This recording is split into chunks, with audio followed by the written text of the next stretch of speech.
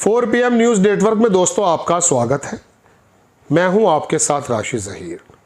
आपको दोस्तों ये तो मालूम ही था कि नेवल एक्सरसाइजेज में जब ईरान का यहाँ पर एक बेड़ा आया था, जहाज़ आया था, उसको श्रीलंका के पास अमेरिका ने तबाह कर दिया, मतलब उस पर अटैक कर दिया। 80 या 87 लोग उसमें मारे गए।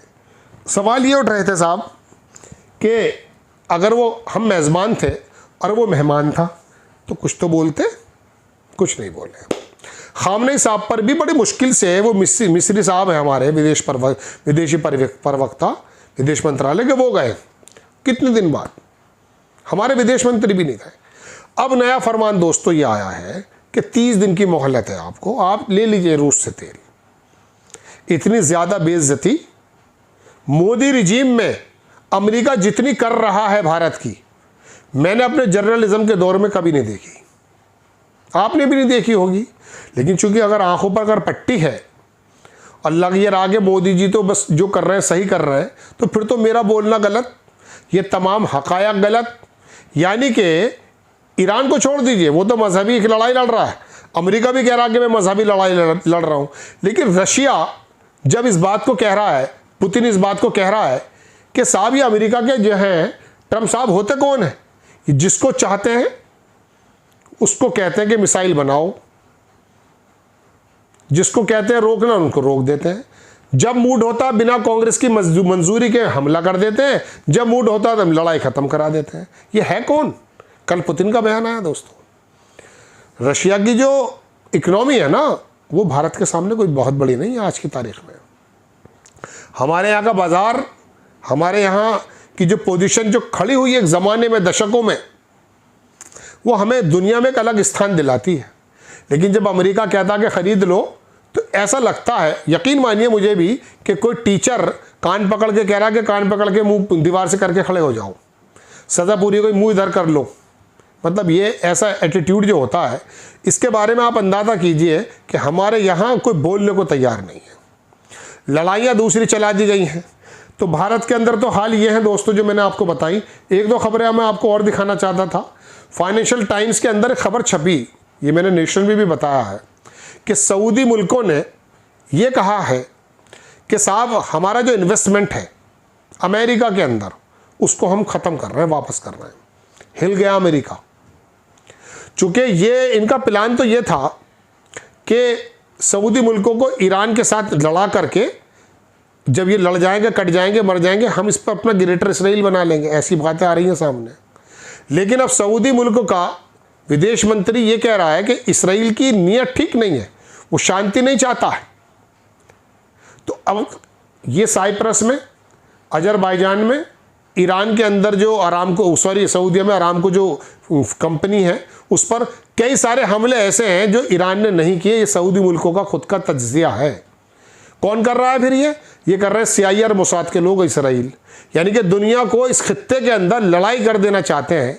कल मैं सुन रहा था, अमेरिका का एक सीनेटर है, उसने कहा कि ट्रम्प, इसने नेतन्याहू ने यह कहा कि 40 साल से मैं एक ऐसा बेवकूफ़ राष्ट्रपति ढूंढ रहा था जो मेरे इस ट्रैप में आ जाए, जो हमला कर दे, और वो हो चुका है।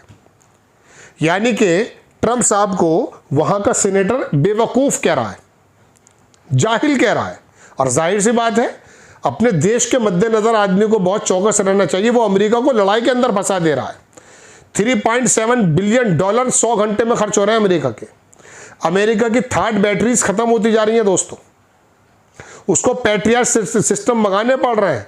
बल्कि यूक्रेन से कहना पड़ रहा है कि वो जो आपने इंटरसेप्टर ले रखे थे जब रशिया मारता था, वो कौन से सस्ते से दे दीजिए। चूँकि ये लड़ाई इतनी महंगी होने जा रही है और ईरान का कुछ भी ज़्यादा बिगड़ेगा नहीं सिवाय जानों के। चूँकि ईरान ने ना तो वहाँ बड़े बड़े इंफ्रास्ट्रक्चर तैयार किए, उनको मालूम था कि एक दिन सब ये लोग इकट्ठे होकर के कुत्तों की तरह टूट पड़ेंगे उस पर, जबकि वो मुज़ाकरात की मेज़ पर है। हमला कर दिया गया, पिछली बार भी ऐसे हुआ है। ना वहाँ बड़े बड़े एयरपोर्ट्स हैं दोस्तों, ना वहाँ इंफ्रास्ट्रक्चर, ना नेवी, लेकिन उसके पास मिसाइल की ताकत ऐसी है। और अमेरिका का कहना यह है कि साहब हमने उसको ख़त्म कर दिया है। 500 मीटर नीचे जाकर के उन्होंने सुरंगें बना रखी हैं। और अमेरिका का जो वो B-52 बंकर बस्टर है, जो भी है, वो 200-300 किलोमीटर तक ही जाके मार करता है। और ईरान का कहना यह है कि 2010 से पहले जो मिसाइल पुरानी थी वो इस्तेमाल की है अभी हमने, जिसमें इसराइल का भरता बिगड़ गया है। ईरान को तो छोड़ दीजिए, ईरान को तो कारपेट बॉम्बिंग चल रही है, वो इसको गाजा बना देना चाहते हैं, बना दीजिए गाजा।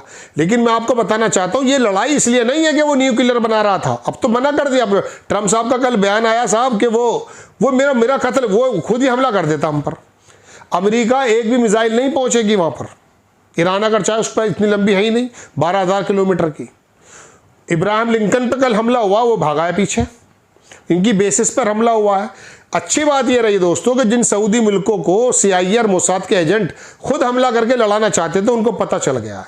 कतर ने, UAE ने, सऊदी अरब ने, और एक मुल्क और है, इन 3-4 मुल्कों ने कहा कि हम कोई इन्वेस्टमेंट अब अमेरिका में नहीं करने जा रहे हैं। और सबसे बड़ी बात जो है इस एपिसोड की वो मैं बता दूं कि सऊदी अरेबिया ने कहा कि कोई एयर स्पेस अब अमेरिका को नहीं मिलेगी, यानी कि हत्ते उखड़ गए, बेसिस उसकी तबाह। और कल सबसे बड़ी खबर तो मैं आपको बताना भूल ही रहा हूं, जॉर्डन के अंदर जो इनका थर्ड सिस्टम का रडार था उसको उड़ा दिया ईरान ने। बहुत बड़ी खबर है। ये मिथ हुआ करता था कि ईरान के ऊपर, इसराइल के ऊपर एक ऐसा आयरन डोम है, पिछले साल वो मिथ तोड़ा था ईरान ने, और इस बार ये थर्ड का रडार मार के और इसराइल के अंदर जो मिसाइल से मारी जा रही हैं वो, और तमाम ये अमेरिका की बेसेस उड़ाकर रख दी साहब। ये उस मुल्क ने जिस पर 40-45 साल से सैंक्शन लग रहे थे, क्योंकि उसको मालूम था ये लड़ाई कुछ और है। ये 2 लोग जानते थे सिर्फ, एक यहूदी ज़ायनिस्ट इसराइल और एक ये ईरान के लोग। 57 मुल्क जो मुस्लिमों के हैं ये तो अय्याशियों में मुब्तला थे, अमेरिका की पिट्ठू बने हुए हैं। इंडोनेशिया का जो वो प्रेसिडेंट है वो तलवे चाटने को तैयार रहता है ट्रंप के। अब कल कह रहा है साहब कि मैं वापस जा रहा हूं पीस ऑफ बोर्ड से। तो ईरान जानता था, तो ईरान ने अपनी वही तैयारी की है। पिछले साल 12 दिन में भी पता चल गया था, इस बार भी पता चल गया। क्योंकि दोस्तों ये लड़ाई दरअसल आप सोच रहे न्यूक्लियर की है, नहीं। न्यूक्लियर के बारे में खामनेई ने तो 2004 में ही फतवा दे दिया था और वो पाया नहीं गया। इंटरनेशनल एटॉमिक एनर्जी का जो प्रेसिडेंट है उसने परसों ही बयान दिया दोस्तों, 3 दिन पहले, कि ईरान के अंदर कोई भी एविडेंस पाया ही नहीं गया है जो वो न्यूक्लियर बना रहा था। तो बात खत्म हो गई। फिर कह रहे तो ट्रंप साहब को कत्ल करना चाहता था। है नहीं बकवास बातें। और दुनिया देख रही है। हैरत की बात यह है दोस्तों कि आज दुनिया स्टेट ऑफ हॉर्मस बंद होने से जो परेशान है, उससे तो परेशान हमारे भारत में कुछ लोग हैं नहीं। इन बातों को लेकर परेशान है कि ईरान की कैसी बर्बादी हो रही या नहीं हो रही। अरे छोड़िए, ये जहालत की बात है। आप इस बात को देखिए कि वो मास्टर दरोगा की तरह हमें डिक्टेट कर रहा है, चलो तुम्हें 30 घंटे दिए, 30 दिन दिए, यानी कि इससे पूछकर सारे काम करने हैं। हमें कर भी रहे हैं भाई, क्या कर सकते हैं। आपको खबर अच्छी लगती है बराए करम चैनल को सब्सक्राइब करें, शेयर करें। नेक्स्ट टाइम में किसी खबर के साथ हाजिर होता हूँ। जय हिंद।